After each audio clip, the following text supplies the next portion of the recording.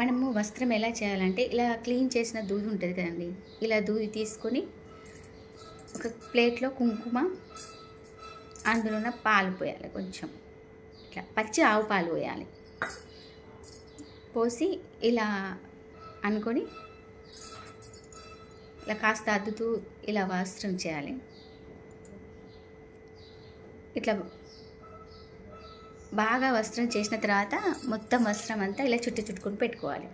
ఇలా ఒకేసారి చేయడం ఎందుకంటే డైలీ పూజ చేసే వాళ్ళు ఉంటారు కదా, మేమైతే డైలీ పూజ చేస్తామండి. డైలీ అంటే పూజ అంటే అందరు చేస్తారు.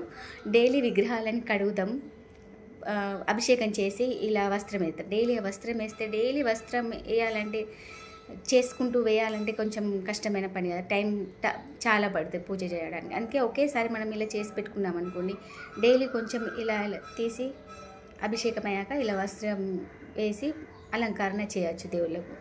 ఇలా వస్త్రం ఒకేసారి ఎప్పుడు చేయాలంటే మనం తలస్నానం చేస్తాం కదండి, అలా తలస్నానం చేసిన తర్వాత ఆ రోజు లంచ్ చేయకముందు చేయాలి. ఇలా ఒకేసారి చేసి పెట్టుకోవాలి వస్త్రం, అదే పూజకు పనికొస్తుంది.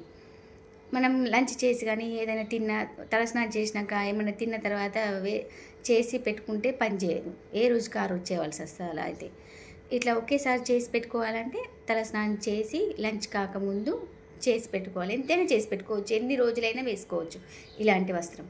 మేము ఇది అయ్యగారిని అడిగి వస్త్రం ఒకేసారి చేసి ఎప్పుడు పెట్టుకోవాలి అని అడిగితే అయ్యగారు చెప్పాడండి ఈ సలహా. నేను 15 ఇయర్స్కి ఎబో అవుతుంది ఇలా అని ఫాలో అవుతున్నాను. మీరు కూడా నాలాగే ఫాలో అవ్వండి, సమయాన్ని సేవ్ చేయండి.